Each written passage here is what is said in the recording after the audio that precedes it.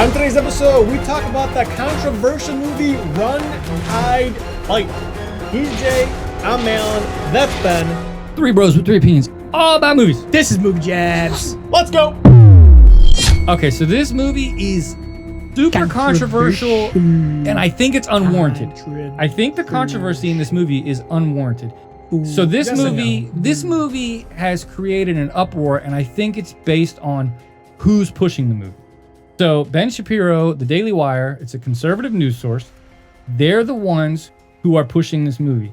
What people don't seem to know is that they didn't make the movie. They have nothing to do with it. They bought it. Yeah, they bought the rights to distribute it. Distribution rights for was it North America or? Yeah, North America. So they saw the movie and they said, hey, this movie hits all the points that we like from their values, whatever they may be. They said, this is our movie. We really like this. They bought the rights to it, and then they used it themselves politically to an extent to push what they want the world to understand. Which was weird because to me, I watched it and I'm like, I don't really see anything political about it. Exactly. So that's maybe where I'm I just, think... Maybe I'm just too stupid to see the messages. I just watched a movie that I thought was kind of cool. Right. Well, I think that's where the political controversy... Maybe it's coming. I'm like, it never came. Yeah. Well, that's where the political controversy is unwarranted, in my opinion. So it's unwarranted because I understand, everybody has their political values. You have yours, I have mine. Everybody else there has theirs. This is America, greatest country in the world. You can have whatever opinion you want. That's why it's great. That's why America's great. But this movie, if you watch it without knowing that a conservative company is the one pushing it, I don't think you would know. And if you look at it, I think you can see, if you take politics from the left and the right, you can see some of the politics from the left and the right in this movie. I mean, look at the main character. The main character is a strong female lead, and she was fantastic. I thought she was really good. She was fantastic. She was the best part of the movie. Hands down, best part of the movie. Yeah. Like, she outclassed everybody in this movie. Her and her dad. Her dad was awesome, too. Yeah, Thomas Jane. Thomas Jane's a good guy. Yeah. So then you can look at the movie and say, hold on, let me look at this from a liberal or left side perspective. Well, that is the liberal left side. But then you can say, let me look at this from a right-wing perspective. Okay, they're hunting. They killed a deer. They're talking about, guns. surviving on your land. Guns. Yeah. So I think it covers everybody. I think this movie covers everybody, but you really have to see the point. The point is about being brave, standing up to danger, seeing yourself in the most horrific situation you could possibly imagine, and being able to push through it. And your kind of fight or flight response. Right, and that's what the movie's about. And they did a great job with that. Now, I thought they did a really good job as well. Right. Yeah. While I really liked this movie, I did really like it. Of course, every movie has its flaws. This movie had flaws. But I thought the flaws were very, at least to me, they're kind of, they're flaws that I would say every movie makes. Yes. To a certain extent. This every movie makes flaws, and this one, these types of movies. Yes. So any movie involving firearms is always going to have some standout flaws. We've talked about them in numerous movies, like when we did Tenet and other movies. If you have any knowledge of firearms, you know how they work, you know how they function, you know how stuff matters and how many rounds a gun can hold. And if you have a double-barreled shotgun, it can only shoot 2 rounds, not 10.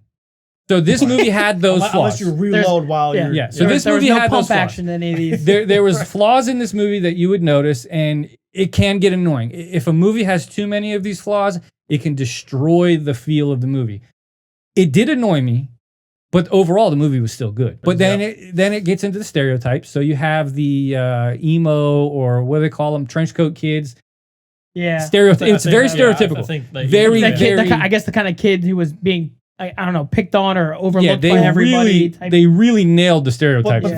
But that also was brought out by another school shooting, like Columbine. All of them. All of them. Yeah, all of them are kind of the trench coats. Like that, yeah. So, but they really hammered that. They really hammer all the stereotypes in this. I mean, even with the kids that are not involved, like the jocks and the Glee kids and the whatever kids. Yeah. They really hammer those, and that can be annoying too. But they weren't that big of a role for it to matter. What was great about this movie was her ability to carry it on her shoulders. She carried this movie through her performance, and it was great. So she's in the school. There's the kids that are picked on. They come crashing through. They're going to start shooting up the school. But then where it kind of fell apart was those dramatic moments where they introduced why they were doing what they were doing. Yeah, it was weak.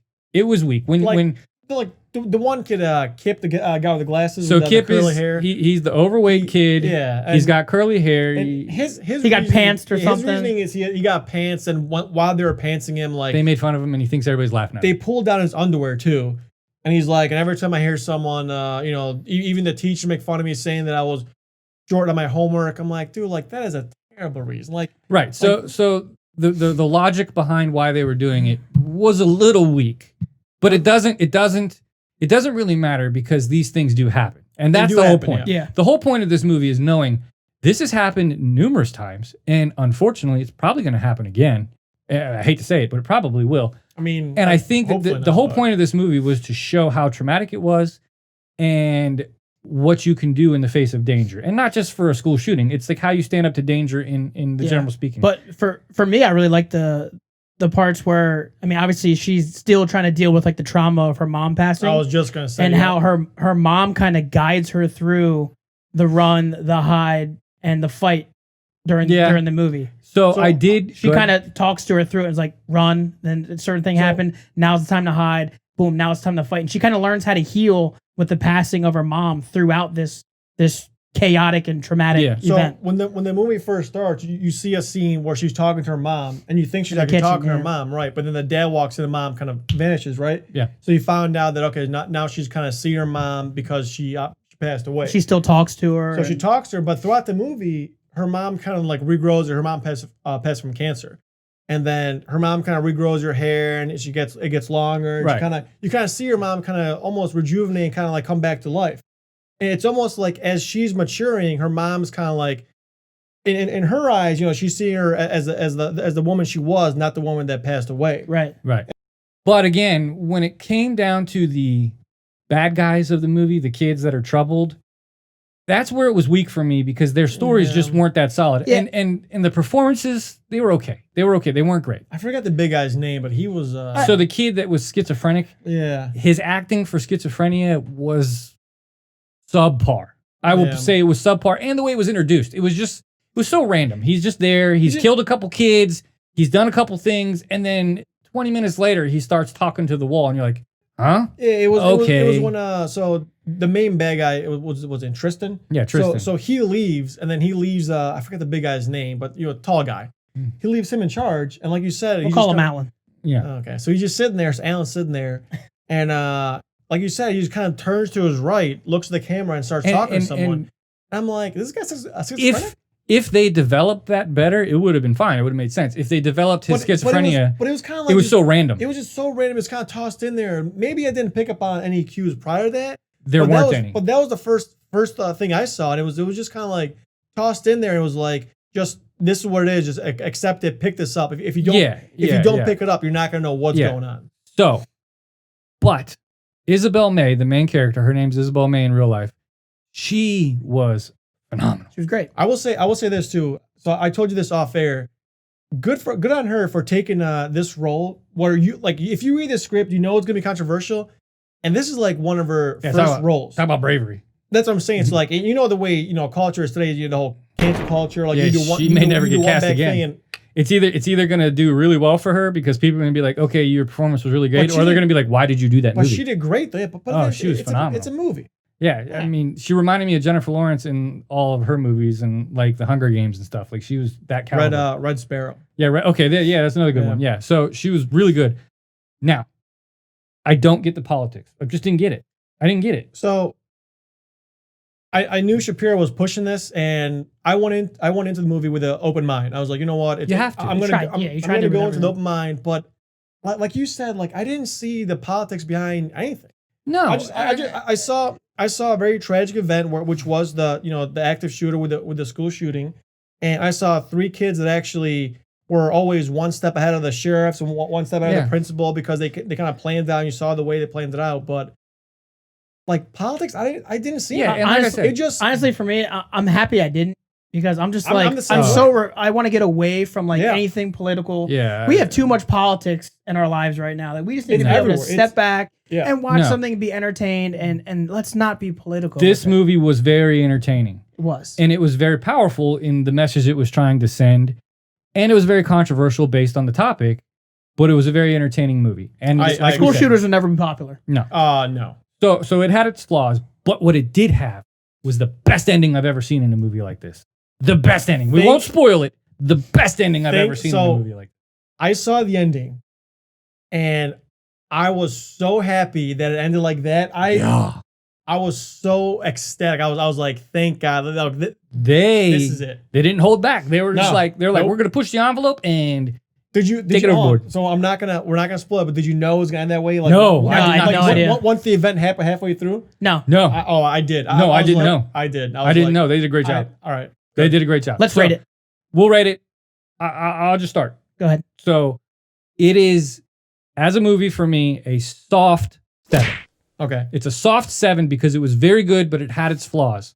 Her performance, 10. Movie, soft 7. You want to go next or I'm going to go? Go ahead. All right. For me, hard 8. And topic aside, I thought it was a great movie. I thought everyone did a great job. Her especially, she did a great job, but you should definitely see this movie, hard 8. I gave it a 7.5. Okay. So I'm in between you guys. We're pretty close. Yeah, we're all pretty close. I liked it. I'd watch it again. Yeah, and for us, just so you know, when we rate these movies, to get a 9 or a 10, it's damn near impossible for us. So when we say 7 and 8, that's almost like the top of our line. If you get a 9 or a 10 from us, it's like it's a classic. Yeah, it's a Godfather. It's your Godfather. Godfather. Yeah. All right. So, did you find this movie political? Did you think it was overtly political? Do you think that the fact that Ben Shapiro and the Daily Wire are pushing this is offensive in any way, or do you think it's fine? I mean, we just want to know your opinion. But they didn't write it, so I feel like they had nothing to do with it. They just bought the rights to it. They just bought it. Yeah, it'd be like I was buying 10 and pushing it. Like it's exactly. Yeah. Anybody can I would never do that. You got the money. You could do it. You got the scratch. Yeah. And you got closing thoughts on your part. That's it. Watch the movie. Watch it. Let us know what you think. Like and subscribe, and we're out.